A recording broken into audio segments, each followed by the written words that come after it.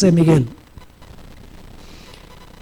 Dice en Daniel 11 y el versículo 2: y ahora yo te mostraré la verdad. He aquí que aún habrá, lamentablemente no se traduce, pero en la mismita palabra hebrea, levantará. Ahora yo te mostraré la verdad. He aquí que aún se levantarán 3 reyes en Persia. ¿Qué significa eso? Que de ese momento en adelante se iban a levantar 3 reyes en Persia. Significa que iban a gobernar o a reinar 3 reyes en Persia. Es decir, levantarse significa comenzar ¿a qué? A reinar. Sigue diciendo: y el cuarto se hará de grandes riquezas más que todos ellos, y al hacerse fuerte con sus riquezas, levantará a todos contra el reino de Grecia. Y ahora escuchen: se levantará luego un rey valiente. ¿Qué significa eso? Se levantará un rey valiente. Dice que va a comenzar ¿a qué? A reinar un rey valiente, el cual ¿qué? Dominará con gran poder y hará su voluntad. ¿Qué significa levantarse? Significa comenzar ¿a qué? A reinar. Y para comenzar a reinar tiene que tener su reino. ¿Vamos bien? Noten otro lugar donde se usa esa palabra levantarse, Daniel 8:22, la idéntica palabra que aparece en Daniel, el capítulo 12 y el versículo 1. Dice: en cuanto al cuerno que fue quebrado, este es el macho cabrío que tiene un cuerno notable que representa a Alejandro Magno.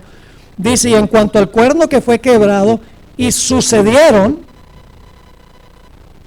4 en su lugar, significa que 4 reinos se levantarán de esa nación, aunque no con la fuerza de él. ¿Qué significa entonces levantarse? Significa comenzar ¿a qué? A reinar. Así que cuando Miguel se levanta ¿para qué? Para comenzar a reinar. ¿Por qué puede comenzar a reinar? Porque su reino está completo. ¿Y cuándo se determinó quiénes eran miembros de su reino? En el juicio investigador. ¿Están conmigo o no? ¿Ve? Lo único que tenemos que hacer es usar la cabeza. Pero hoy en día hay muy poco esto, la gente es muy superficial hoy en día. No. Jesús nos dijo: leed las escrituras, dijo: escudriñad las escrituras. Tenemos que investigar, tenemos que tener una mente inquisitiva, una mente activa cuando estamos estudiando la Biblia. Si dice se levantará Miguel, pues vamos a buscar la palabra levantará, la misma palabra en otras partes para ver qué significa. Jesús se puede levantar a reinar porque su reino está completo, porque todos los casos están decididos. Ahora, hay varias otras cosas que hay que decir de Daniel 12:1. Así que dice: ahora se va a levantar Miguel. Jesús va a comenzar a reinar sobre su reino porque su reino está completo, porque ya se ha demostrado en el juicio quiénes son los súbditos de su reino. ¿Y por qué se va a levantar el Señor Jesucristo para empezar a gobernar sobre su reino? Dice: el gran príncipe que está de parte de los hijos de tu pueblo. ¿Saben para qué se va a levantar Miguel? Para defender a su reino. Porque necesita defender su reino en el contexto. Porque en el capítulo 11, al final del capítulo, el rey del norte quiere hacer ¿qué cosa? Quiere destruir al reino de Cristo, a su pueblo. Y por eso se va a levantar eso, va a comenzar a gobernar y va ¿a qué? A proteger a su pueblo. ¿Y qué viene cuando se levanta Miguel? Dice: será tiempo de angustia. ¿El pueblo de Dios va a estar aquí durante el tiempo de angustia? Después que se levanta Miguel y su reino está completo, ¿vamos a estar aquí? Sí, Señor. Y será tiempo de angustia, cual nunca fue desde que hubo gente hasta entonces. Pero en aquel tiempo, es decir, en el tiempo de angustia, ¿será qué? Libertado tu pueblo, es decir, su reino. será libertado tu pueblo. ¿Quiénes? Todos los que se hallaren escritos en el libro. ¿Cuándo es que fueron escritos en el libro? ¿Cuándo es que sus nombres fueron confirmados en el libro? Durante el juicio que se hizo antes. Ahí está una indicación de un juicio investigador antes, porque sus nombres son retenidos en el libro. Por eso dice, Cristo va a librar a aquellos que están escritos en el libro. Sus nombres fueron retenidos cuando se examinaron en el juicio. La sierva de Dios, en una cita que leí anteriormente, dice, hablando del cierre de la gracia, todos los casos habían sido fallados para vida o para muerte. Mientras Jesús oficiaba en el santuario, había proseguido el juicio de los justos muertos y luego el de los justos vivos. Cristo, habiendo hecho expiación por su pueblo y habiendo borrado sus pecados, había recibido su reino. Estaba completo el número de los súbditos de su reino. Y consumada la boda del Cordero, el reino y el poderío fueron dados a Jesús y los herederos de la salvación, y Jesús iba a reinar como Rey de Reyes y Señor de Señores. Ahora permítame leerles esa cita, se encuentra en 1 Escritos 2:80. Permítame leerles del libro Exaltada Jesús, página 320. ¿Cuándo es que el nombre de una persona es inscrita en el libro de la vida?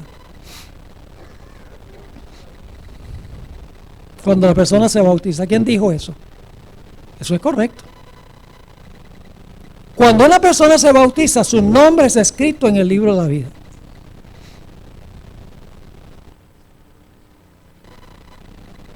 Bueno, si una persona, no hablemos del ladrón en la cruz. A veces la gente usa el ejemplo del ladrón, dice, pero pastor, el ladrón en la cruz no se bautizó. Yo le digo, usted no es ladrón ni está en una cruz.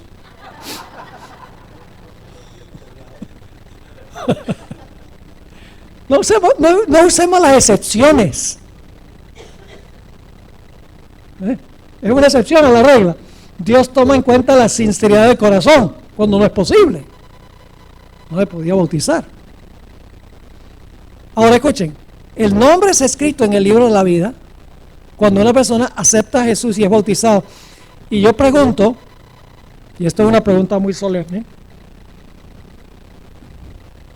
¿nombres pueden ser borrados del libro de la vida? Lea el Apocalipsis 3:5, donde dice, no borraré su nombre del libro de la vida. Los nombres se pueden borrar. ¿Dónde se decide si el nombre queda o si el nombre se borra? En el juicio. Ahí se determina quién es quién. ¿Me están entendiendo esto? Fíjense, tiene perfecto sentido. Es lo más lógico del mundo. La verdad de Dios es lógica. Tiene sentido. Ahora escuchen lo que voy a decir. Cuando una persona se arrepiente, digamos que la persona no se arrepintió sinceramente, pero fueron lágrimas de cocodrilo, pero de todas maneras confiesa su pecado. En ese momento, ¿Dios determina la sinceridad de la persona? No. Dios sencillamente acepta. Él acepta, si la persona no está en verdad arrepentida, de todas maneras recibe perdón. Eso es herejía, pastor. No, no es herejía. Porque el individuo ese que le debía 10,000 talentos a su señor no estaba verdaderamente arrepentido y dice que fue perdonado. Dios acepta lo que nosotros decimos en ese momento, pero en el juicio se va a determinar si en verdad el arrepentimiento fue genuino y se manifestó en nuestras obras. ¿Me estoy explicando? Y cuando se examina el registro, se decide si se van a retener los nombres o si se van a borrar. Escuchen esta cita de la hermana White, Exaltada Jesús, es un libro, una matutina, página 320. Y recuerden que si ustedes quieren todo este material, lo tengo escrito en detalle, llenen la tarjetica. La sierva de Dios dice, en el libro de la vida están inscritos los nombres de todas las personas que alguna vez se entregaron a Dios. ¿Los nombres de quiénes están en el libro? De todos los que alguna vez se entregaron a Dios. Y actualmente se están revisando sus caracteres delante de Él. Los ángeles de Dios están pesando su valor moral. observan el desarrollo del carácter de los que viven actualmente. Escuchen. Observan el desarrollo del carácter de los que viven actualmente para ver si sus nombres se pueden retener en el libro de la vida. Así que algunos van a ser retenidos y otros van a ser borrados. Y lo que demuestra si usted, verdad, aceptó a Jesús o no, es la forma como se portó, especialmente con los demás.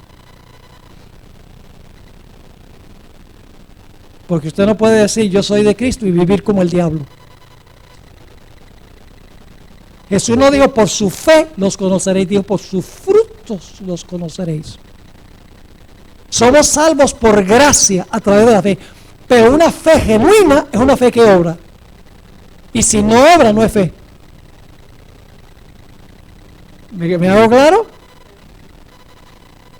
La fe sin obras es muerta, y una fe muerta no te va a salvar. Ahora, ¿vieron los comunes denominadores en Daniel 12:1?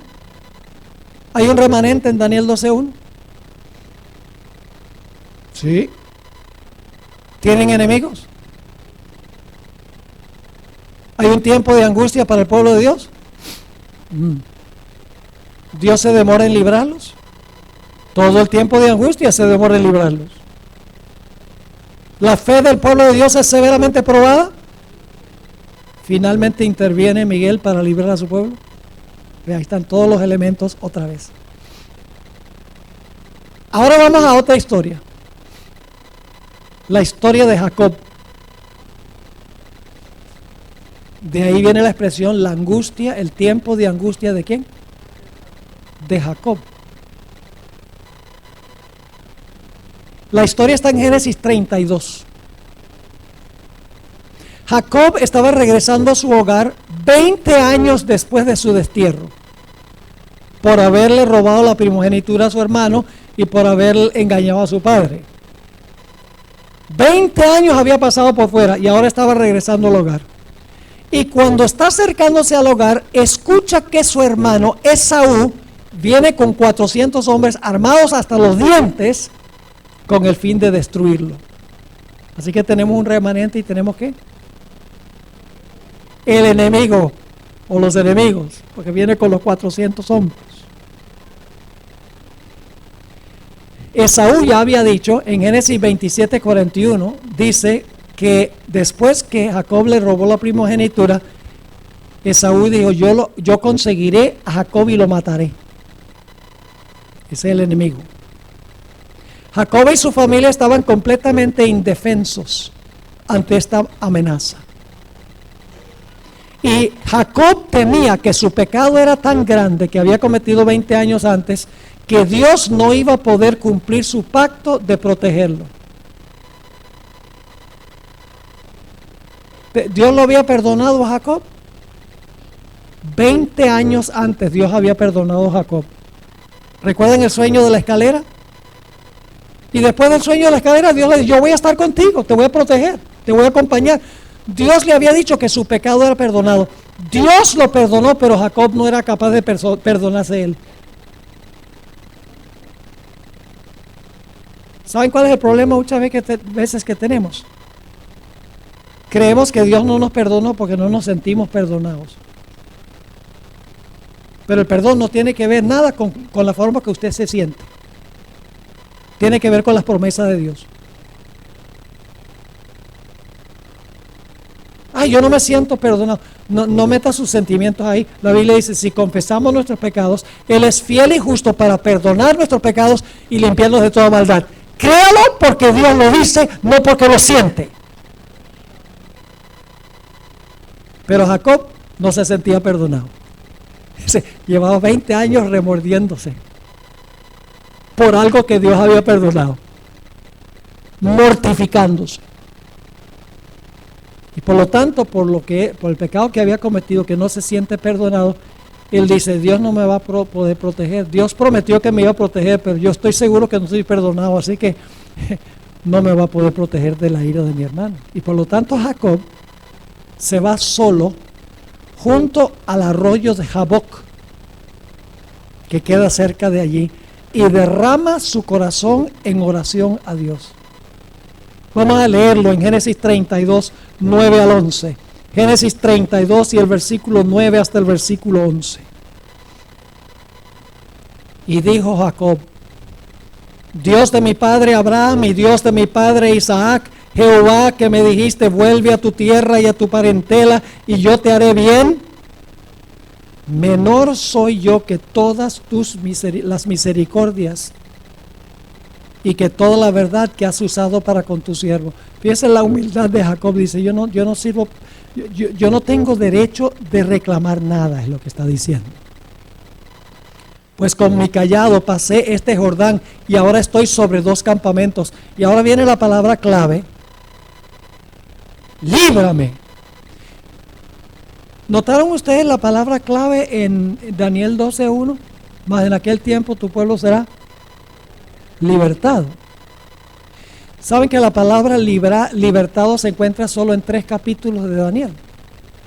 Esto lo vamos a ver en el segundo tema esta tarde. En Daniel 12:1, en Daniel 3 y Daniel 6, los únicos 3 capítulos donde se encuentra la palabra librar. Recuerden eso. Así que Jacob dice, líbrame ahora de la mano de mi hermano, de la mano de Esaú, porque le temo, no venga acaso y me hiera la madre con los hijos. Toda la noche Jacob está rogándole a Dios que le dé la seguridad del perdón y la seguridad de su protección. Después de un tiempo llega un personaje y se aferra de Jacob, y Jacob cree que es el enemigo. Y empieza a Jacob a luchar con este personaje. Interesante. Vamos a leer la descripción en Génesis 32, 24 al 30. Génesis 32, 24 al 30. Así se quedó Jacob solo y luchó con él un varón hasta que rayaba el alba. Y cuando el varón vio que no podía con él, fíjese que era fuerte Jacob, tocó en el sitio del encaje de su muslo y se descoyuntó el muslo de Jacob mientras con él luchaba. Indudablemente un dolor terrible estaba sintiendo Jacob. Y dijo, déjame porque raya el alba. Y Jacob le respondió, no te dejaré si no me bendices, si no me das la seguridad de tu aceptación, si no me das tu bendición, no te voy a soltar. Y trata de zafarse este personaje. Jacob dice, nada, no te soltaré. Está perseverando Jacob en medio de esta crisis.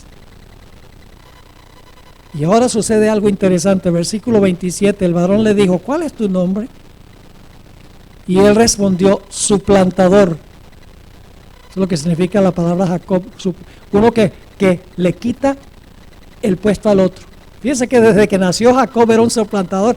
Tenía agarrado a Esaú del tobillo, queriendo Jacob nacer primero. Y por eso es que Esaú dijo, buen nombre que te pusieron. Porque era una indicación de su carácter. ¿Cuál es tu nombre? Él respondió, Jacob.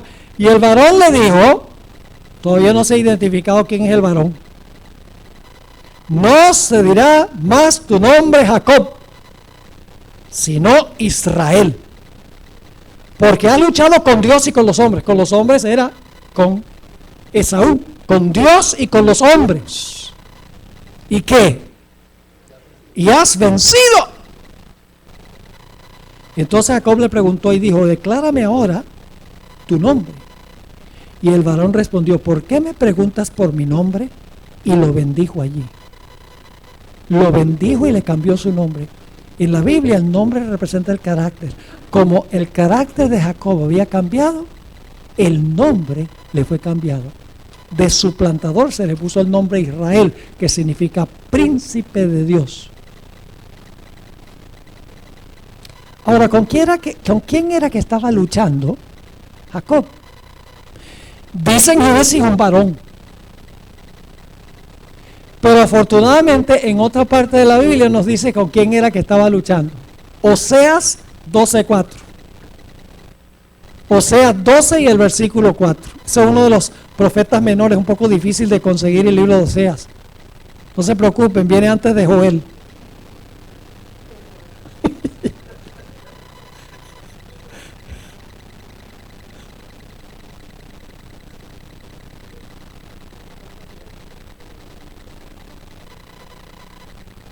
No ayuda mucho, ¿verdad? Ahora, en Oseas 12:4 se describe con quién estaba luchando Jacob. Dice allí, y venció al ángel. ¿Con quién estaba luchando Jacob?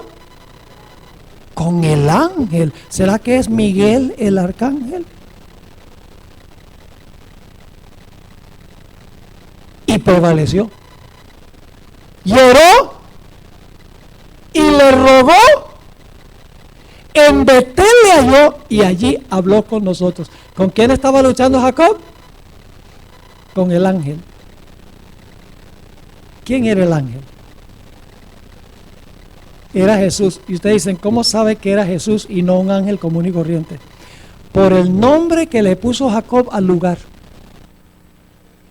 Noten el versículo 30 del capítulo 32.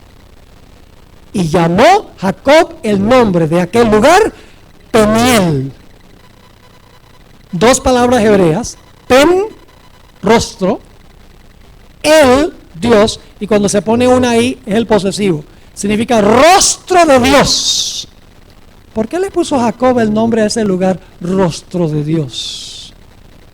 Porque dijo, vi a Dios cara a cara y fue librada mi alma. ¿Quién era el ángel? Dios. Porque dice, vi a Dios cara a cara y fue librada mi alma. Estaba luchando con Miguel. Por esa razón es que se llama el tiempo de angustia de Jacob. Ahora, dos ejemplos más antes de tomar el receso. ¿Hacemos dos más? ¿O quieren un break ahora? ¿No? ¿No quieren un break? Bueno, dos más. Ok, repasando. Ahí hay un remanente en la historia de Génesis 32. ¿Quién es el remanente? Jacob. ¿Tienen amigos? Pasa por un tiempo de angustia. Su fe es probada. Se demora en librarlo toda la noche, pero finalmente lo libra. Todos los comunes denominadores. Ahora vamos a Mateo 24. Y vamos a leer empezando en el versículo 15. Versículo 15, Mateo 24. Por tanto, cuando veáis en el lugar santo la abominación desoladora de que habló el profeta Daniel, el que le entienda, entonces los que estén en Judea, ¿qué? Huyan a los montes. Es decir, ven una señal, y esa señal es que deben, ¿qué? Huir. El que esté en la azotea no descienda para tomar algo de su casa, y el que esté en el campo no vuelva atrás para tomar su copa. Ay de las que estén encintas y de las que críen en aquellos días. Orad pues que vuestra huida no sea en invierno ni en sábado. Ahora quiero que capten esto. Ven la abominación asoladora, que es lo mismo que el cuerno pequeño, la bestia, el hombre de pecado, el anticristo, etc. Ven la abominación asoladora. ¿Y qué tienen que hacer cuando ven la abominación asoladora? Huir. Ni un momento para mirar hacia atrás, tienen que huir. ¿Y qué viene inmediatamente después de ver la abominación asoladora? Noten el versículo 21. Porque habrá entonces gran ¿qué? Tribulación. Interesante. Habrá entonces gran tribulación, cual no la ha habido desde el principio del mundo hasta ahora, ni la habrá.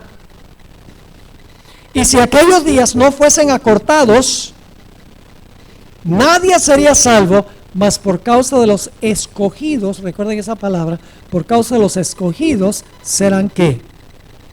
Serán acortados.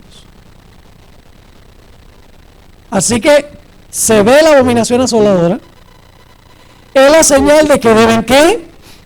Huir, y cuando huyen viene la gran ¿qué? La gran tribulación. Ahora, la hermana White aplica esto al final de la historia. La abominación asoladora, escuchen, la abominación asoladora es cuando se imponga la ley dominical. Y hay una relación entre lo que pasó fuera de Jerusalén y lo que va a pasar al final de la historia. Esto se cumplió literalmente con los cristianos que estaban en la ciudad de Jerusalén. Cuando ellos vieron a los estandartes romanos que tenían un águila y un sol fuera de la ciudad, cuando los clavaron en el suelo y los ejércitos romanos le rindieron adoración, esta era la señal de que ellos debían huir sin demorar. Ahora, la hermana White dice que al final de la historia va a haber una nación cuya insignia es un águila rodeada de un sol en el sello oficial de la nación, que va a imponer una ley en honor al día del sol, porque los romanos estaban adorando al dios sol en el estandarte. Al final de la historia será el día del sol. Escuchen esas dos citas, la hermana White. La primera se encuentra Testimonios para la Iglesia, páginas 426 y 427. Dice: como el acercamiento de los ejércitos romanos fue para los discípulos una señal de la inminente destrucción de Jerusalén, esta apostasía, hablando del domingo, podrá ser para nosotros una señal de que se llegó al límite de la tolerancia de Dios, de que nuestra nación colmó la medida de su iniquidad, de que el ángel de la misericordia está por emprender el vuelo para nunca volver. Es decir, se va a ver la señal de la ley dominical, es la señal de que se debe ¿qué? De que se debe huir. Y luego dice ella: los hijos de Dios se verán entonces sumidos en aquellas escenas de la aflicción y angustia de Jacob. Ahí está el tiempo de angustia. En otra cita, la hermana White dice: conflicto de los siglos 619, el pueblo de Dios, algunos en las celdas de las cárceles, otros escondidos en ignorados escondrijos de montes y de bosques y montañas, invocan aún la protección divina, mientras que por todas partes compañías de hombres armados, instigados por legiones de ángeles malos, se disponen a emprender la obra de muerte. Es decir, el pueblo de Dios va a huir y va a estar en los lugares remotos de la tierra. Va a tener enemigos el pueblo de Dios. Oh sí, los que impongan la ley dominical. ¿Van a querer destruir al pueblo de Dios? ¿Dios va a librar a su pueblo inmediatamente? No. Pero finalmente los va a librar. Vamos a Mateo 24, 29 al 31. Ahí está la liberación del pueblo de Dios. Mateo 24, 29 al 31. Inmediatamente después de la tribulación de aquellos días, es decir, después que pasa el tiempo de angustia, el sol se oscurecerá y la luna no dará su resplandor y las estrellas caerán del cielo y las potencias de los cielos serán conmovidas. Entonces aparecerá la señal del Hijo del Hombre en el cielo y entonces lamentarán todas las tribus de la tierra y verán al Hijo del Hombre viniendo sobre las nubes del cielo con gran poder y gloria, y enviará a sus ángeles con gran voz de trompeta y juntarán a sus escogidos de los cuatro vientos desde un extremo del cielo hasta el otro. Ahí está la liberación. ¿Va a liberar Dios a su pueblo finalmente? Al final del tiempo de angustia. ¿Cómo no? Pero va a haber una demora. Permítame leerle esta cita de la hermana White, conflicto de los siglos 614. Dice: la misma demora que es tan penosa para ellos, es decir, para el remanente, es la mejor respuesta a sus oraciones. Van a orar y a orar y a orar, y Dios aparentemente no va a responder. Mientras procuran esperar con confianza que el Señor obre, son inducidos a ejercitar su fe, esperanza y paciencia, como no lo hicieron durante su experiencia religiosa anterior. Sin embargo, el tiempo de angustia será acortado por amor de los escogidos.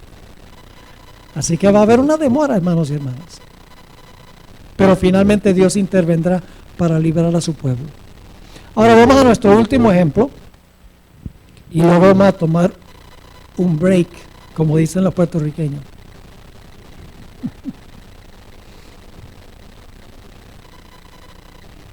Vamos a Lucas 18, 1 al 8.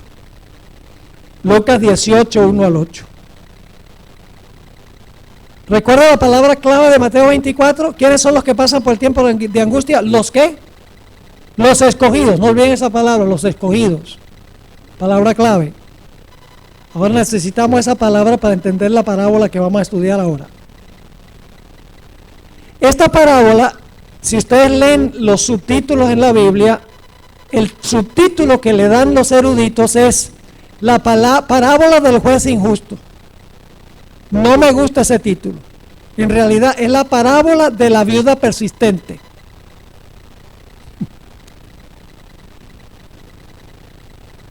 Ahora vamos a leer la parábola y la interpretamos para ver si están todos los comunes denominadores. Pero antes, ¿cuándo especialmente se aplica esta parábola de Jesús? Ahora, se aplica a todas las épocas porque dice que debemos orar siempre y no debemos desmayar. Eso es cierto en todas las épocas de la historia. Pero la parábola se aplica especialmente a cierto periodo de la historia. Y es inmediatamente antes de la segunda venida. Y ustedes dicen, ¿cómo sabemos eso? Porque antes de la parábola, a fines del capítulo 17 de Lucas, viene Jesús diciendo, como en los días de Lot, así será la segunda venida. Como en los días de Noé, así será la segunda venida. Luego viene la parábola. Y la parábola termina con la pregunta, cuando venga el Hijo del Hombre, ¿hallará fe en la tierra? Es decir, la parábola se encuentra entre dos referencias a la segunda venida. El contexto especial es la segunda venida. Ahora vamos a la parábola, el versículo 1. También le refirió Jesús una parábola sobre la necesidad de orar siempre y no desmayar, diciendo, había en una ciudad un juez, primer protagonista de la historia, un juez, que ni temía a Dios ni respetaba a hombre. Había también en aquella ciudad una viuda, la segunda protagonista de la historia, una viuda, la cual venía a él diciendo, cuando dice venía, no dice que vino una vez o dos veces, vamos a encontrar que venía y venía y venía y venía y venía y venía y no se rendía, no desmayaba. Así que dice, venía a él diciendo, hazme justicia de mí. Oh, el tercer personaje de la historia es un adversario. ¿Tiene un enemigo la vida? Hazme justicia de mi adversario. Y él no quiso por algún tiempo. ¿Una demora? ¿Una demora, sí o no? Sí, una demora. Pero después de esto dijo dentro de sí, aunque ni temo a Dios ni tengo respeto a hombre, sin embargo, porque esta viuda me molesta, le haré justicia, no sea que viniendo de continuo, ahora sabemos cómo venía. Venía y venía y venía, aunque el juez se demoraba y demoraba, ella venía y venía, dice, no sea que viniendo de continuo me agote la paciencia. Ahora, los personajes de esta parábola son representativos. Son representativos. ¿A quién representa el juez? A Dios. Y usted dice, pastor, no puede ser Dios porque ahí dice que no temía a Dios ni respetaba a hombre. ¿Cómo puede representar a Dios? Ya le voy a explicar en un momento cómo representa a Dios. Tenemos a la viuda. ¿Qué representa una mujer simbólicamente? La iglesia. ¿Una mujer pura representa una iglesia qué? Pura. ¿Una mujer ramera representa una iglesia qué? Ramera. ¿Qué representa una mujer viuda? Esta mujer no tenía donde caerse muerta. El adversario le había quitado todo. Los que han estudiado la parábola creen que lo que pasó fue que el esposo murió y tenía deudas, y el adversario le quitó todo lo que tenía para pagar las deudas que había incurrido el esposo. La dejó en la calle. Es decir, esta mujer representa a la iglesia que lo ha perdido todo. La iglesia en el tiempo de angustia. ¿Vamos a perder todos nosotros? ¿La casa la vamos a perder? No se apegue mucho a su casa. ¿Los carros los vamos a perder? ¿La plata en el banco la vamos a perder? ¿La libertad la vamos a perder? Todo se va a perder. Eso es lo que pasó con la viuda. La viuda representa a la iglesia remanente al final de la historia, habiendo perdido todo. ¿Y quién se lo habrá quitado? El adversario. ¿Y cuál es la única esperanza? El juez. Así que el juez dice, ahora el juez representa a Dios. Y dice, pastor, ¿cómo puede representar el juez a Dios? A manera de contraste. Vamos a anotar la interpretación que dio Jesús de la parábola. El versículo 6. Y dijo el Señor, oíd lo que dijo el juez injusto. ¿Y acaso Dios no hará justicia? Entonces, ¿qué representa el juez? A Dios. Dice, ¿acaso Dios no hará justicia? Ahora escuchen bien. ¿Por qué el juez injusto le hizo justicia a la viuda? Para quitársela de encima. Pero Dios le va a hacer justicia a sus escogidos, no por quitárselos de encima, sino porque los ama. Ambos finalmente hacen justicia, pero por razón distinta. El juez para quitársela de encima, mientras que Dios porque ama a su pueblo. Así que dice, ¿y acaso Dios no hará justicia a quiénes? ¿Qué representa la viuda? A los escogidos. En Mateo 24, ¿por qué pasaron los escogidos? Por el tiempo de angustia.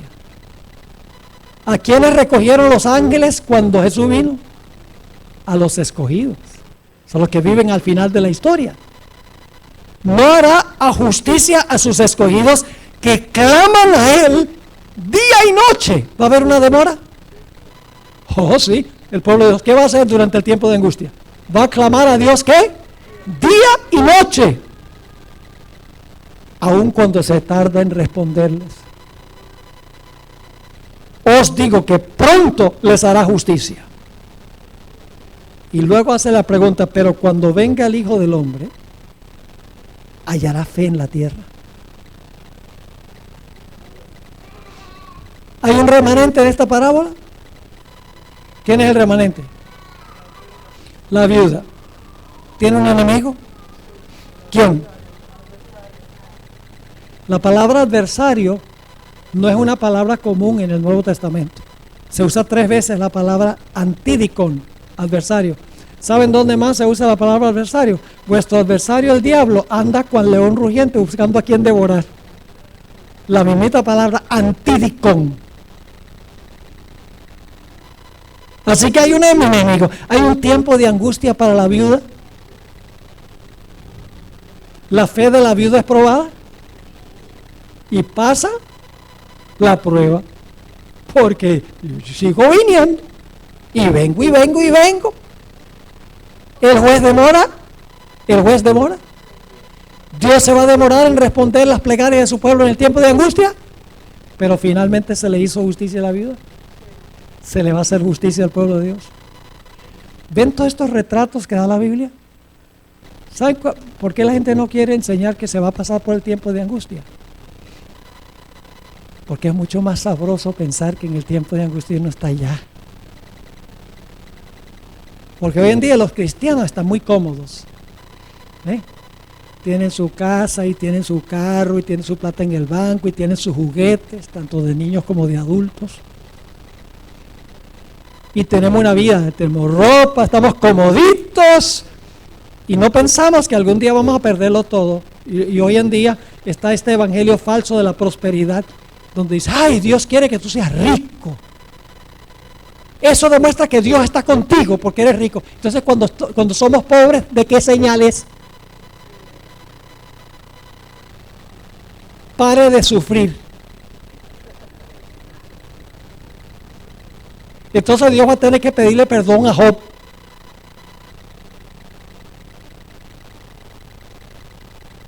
A José, a todos, Daniel, los 3 jóvenes en el horno. Va a tener que pedirles perdón. Porque ellos lo perdieron todo y casi pierden la vida. Así que mis hermanos y hermanas, estos cuadros nos pintan lo que va a pasar con el pueblo de Dios. Y en cada caso, la clave es que Dios va a librar a su pueblo. Ahora vamos a tomar un receso. No se vayan, porque el próximo episodio va a ser bien interesante. Vamos a ir a varios ejemplos que hablan del final de la historia, especialmente. Así que no se pierdan el próximo emocionante episodio.